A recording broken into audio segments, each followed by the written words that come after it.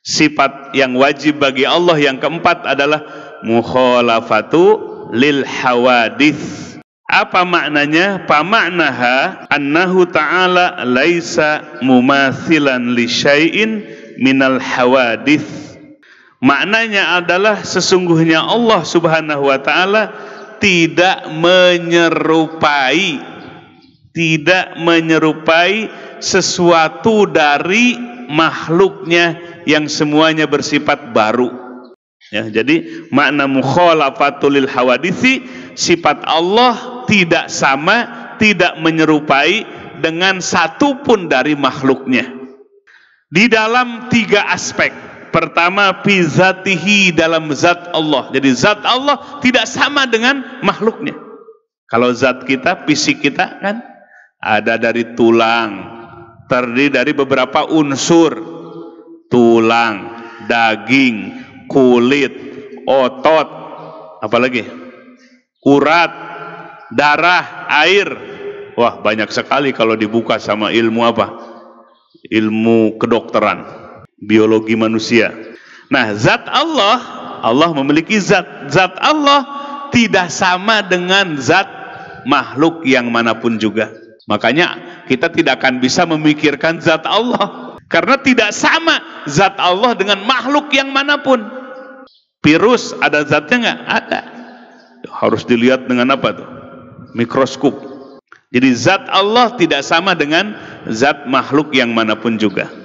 Yang kedua, fi sifatihi, sifat Allah tidak sama dengan sifat makhluknya.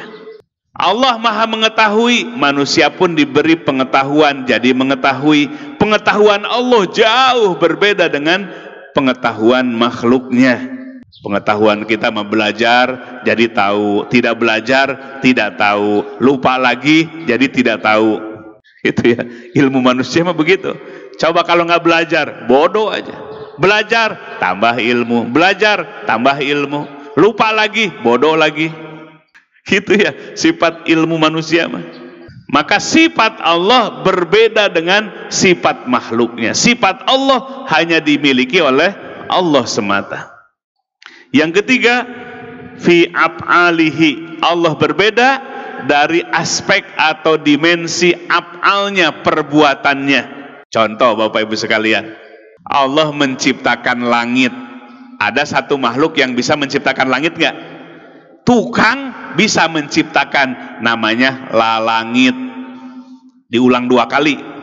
Jadi Allah menciptakan langit tuh, as-sama, langit. Manusia bisa menciptakan, tapi diulang 2 kali, lalangit. Nah, ini lalangit. Sekarang jangan yang gede-gede lah menciptakan langit, nyiptakan nyamuk aja. Ada yang bisa nggak sampai sekarang? Menciptakan nyamuk, ada nggak yang bisa sampai sekarang? Ternyata yang nggak bisa itu bikin ruhnya. Fisiknya sudah mendekat-dekat, bikin robot ya fisiknya. Tapi yang nggak bisa adalah bikin ruh buat robot.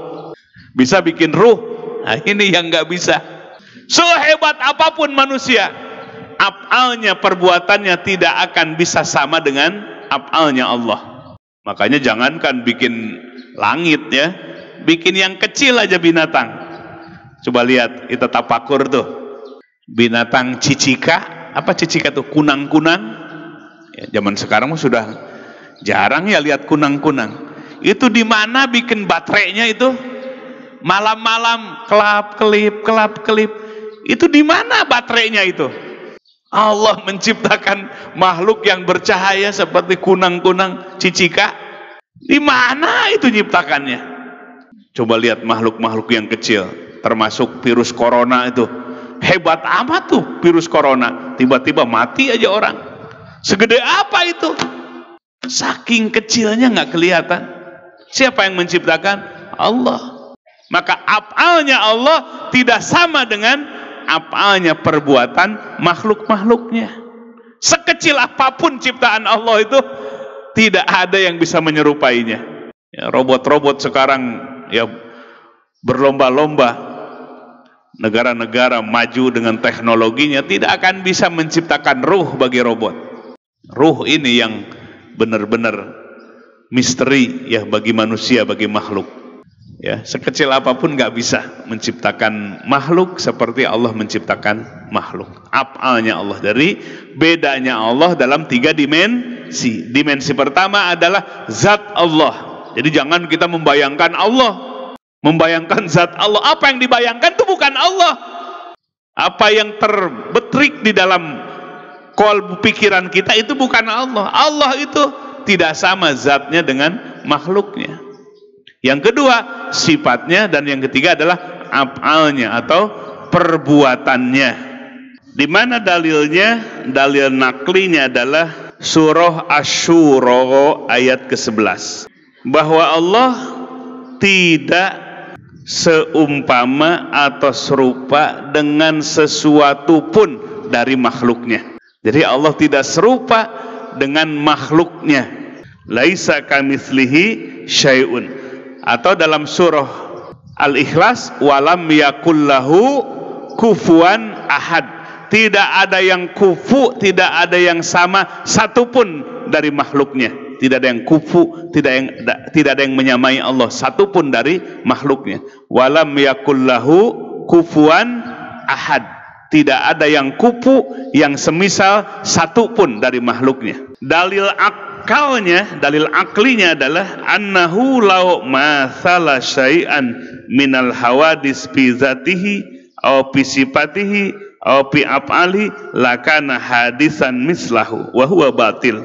Dalil akalnya adalah seandainya Allah menyerupai sesuatu dari makhluknya, baik dalam zatnya, sifat maupun af'alnya, maka Allah adalah hadisan. Hadis itu berarti yang baru.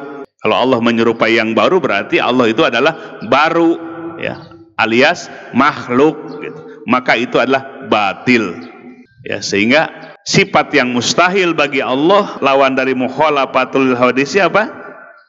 Mumatsilan lil hawadis.